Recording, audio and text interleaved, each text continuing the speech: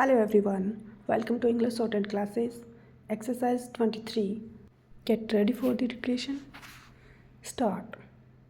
It is clear from the discussion made herein above that the said case was not one relating to compounding of offense. Stop. Apart from that, the court found that the dues of the banks have been satisfied by receiving the money and the suits filed by the bank in the civil court have been compromised. Stop. The FIRs were filed in 1987, 1988, and the investigation had not been completed till 1991. Stop.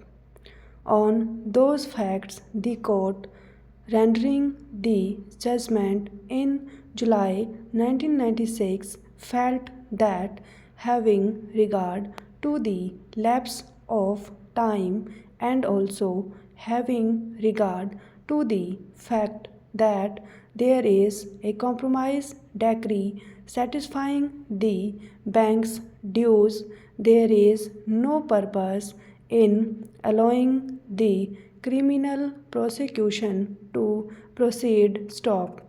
On this consideration, this court held the provision of Section 482 of Criminal Procedure Code. Stop. In the acts of that case, the learned judges held that the bank filed suits for recovery of the dues on account of grant of credit facility, and the suits have been compromised on receiving the payments from the company concerned. Stop. The learned court held it an offence of cheating is prima facie constituted. Such offence is a compoundable offence, and compromise decrees passed in the suits instituted by the banks for all intents and purposes amount to compounding of the offence of cheating. Stop.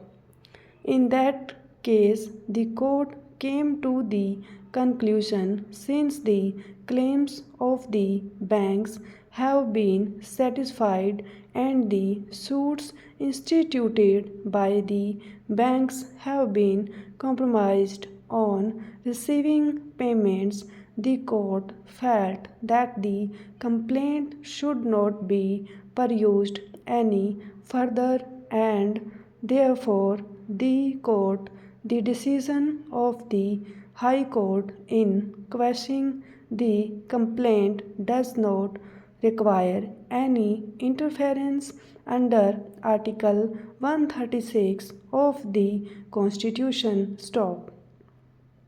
It is therefore clear that no legal proposition has been laid down on the compounding of offence in Duncan's Agro. Stop. This court proceeded on the peculiar facts of the case discussed above. Stop.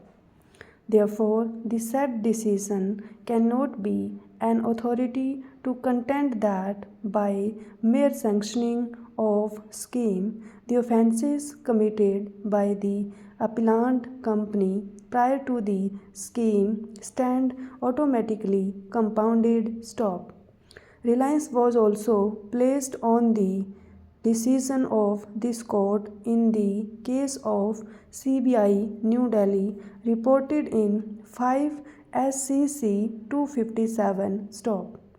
In that case, reliance was placed on the decision of this court in Duncan's Agro as such. Stop. The court found that the aforesaid scheme, being a voluntary scheme introduced by the Government of India, has provided that if the dispute and demand is settled by the authority and pending proceedings were withdrawn by an importer, the balance demand against the importer shall be dropped and the importer shall be immune from any penal proceedings under any law. Stop.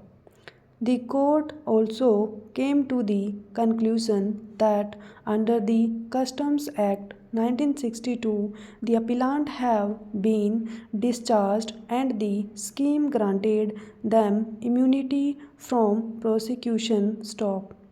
On those facts, the court held that the immunity which has been granted under the provisions of Customs Act will also extend to such offences that may prima facie be made out on identical allegation, namely evasion of customs duty and violation of any notification under the said act. Stop.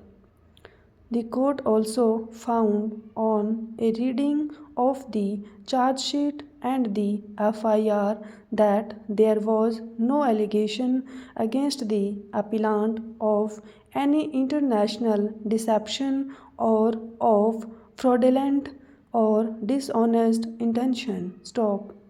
On those facts, the court held that once a civil case has been compromised and the alleged offence has been compounded, the continuance of the criminal proceedings thereafter would be an abuse of the judicial process. Stop.